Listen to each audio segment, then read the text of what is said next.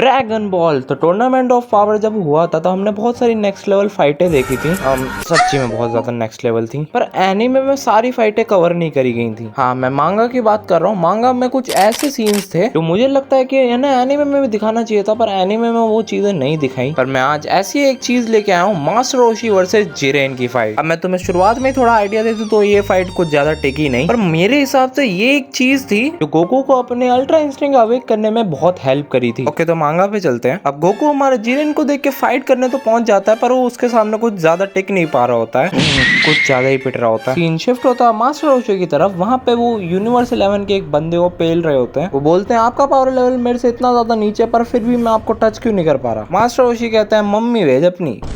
वो मास्टर रोशी को हिट करने की कोशिश करता है और मास्टर रोशी भी लाइक बूम पैम पाओ। और वो जब गिर रहा होता है तब मास्टर रोशी बोलते हैं मम्मी भेजती हो अपनी।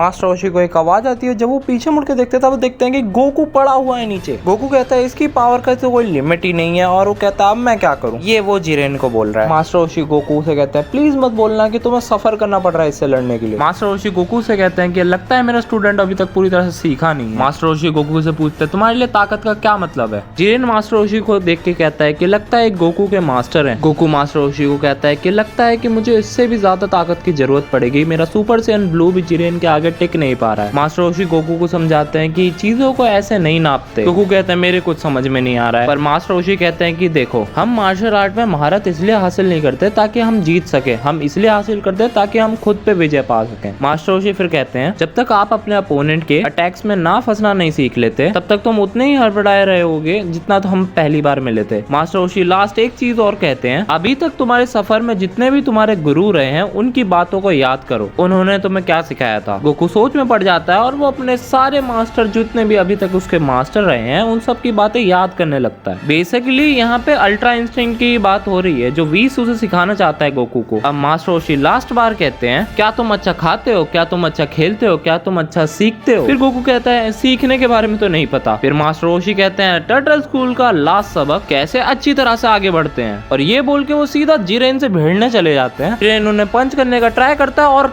Guess what, master Roshi easily dodge कर लेते हैं उसके अटैक को। जिरेन थोड़ा शॉक होता है और वो सोचता है ये क्या हो रहा है। मास्टर रोशी नीचे बैठते हैं और जिरेन को वो एक हाथ मार ही देते हैं। भले ही जिरेन को कुछ हुआ नहीं है, पर ये बहुत बड़ी बात है। जिरेन उन्हें फिर पंच करने का ट्राई करता है और वो फिर से डॉज कर लेते हैं। जिरेन उन्हें बार बार पंच करने की बहुत कोशिश कर रहा है, पर मास्टर रोशी सारे ही अटैक डॉज कर लेते हैं। मास्टर रोशी की परफॉर्मेंस देख के सबके मुंह खुले रह जाते हैं। अब मास्टर रोशी बहुत से अटैक डॉज कर तो रहे थे, पर उनकी उम्र हो चुकी है यार। टाइम के साथ उनकी टेक्निक थोड़ी सी कमजोर पड़ने लगती है और उन्हें थोड़े से टच करने लगते हैं अटैक, और उन्हें डॉज करने में बहुत मुश्किलें आने लगती है। गोकू शॉक होके बोलता है कि आप ऐसे मूव कैसे कर पा रहे हैं। मास्टर रोशी कहता है लगता है मैंने कुछ ज्यादा ही बड़ी बातें कर दी, पर मेरे को अभी और आगे जाना। व्हीस बताता है ये उस डिवाइन टेक्निक से अभी भी बहुत ज्यादा दूर है। व्हीस बोलता है इनकी उम्र के हिसाब से इनके अंदर महान बुद्धि आ गई है, और यही बंदा पॉर्न मैगजीन पढ़ता है। वो ये ऐसी मैगजीन पढ़ने से बुद्धि आती है क्या।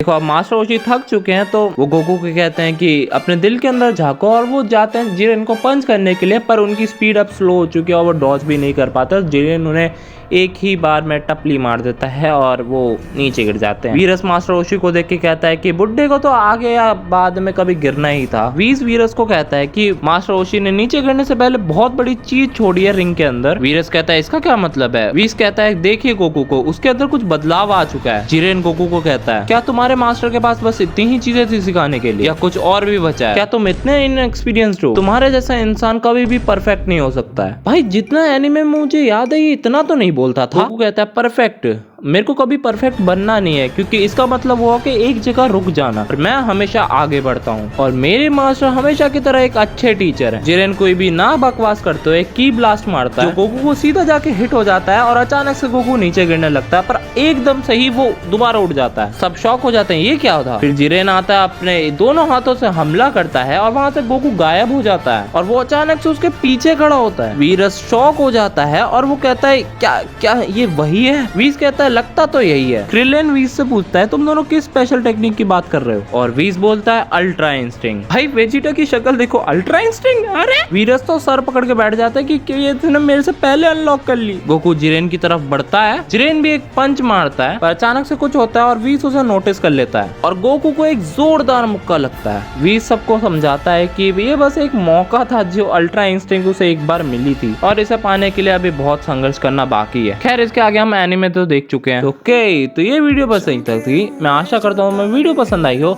देखो यार, लाइक शेयर सब्सक्राइब कर देना। मैं मिलता हूँ अगली वीडियो में, तब तक के लिए बाय बाय।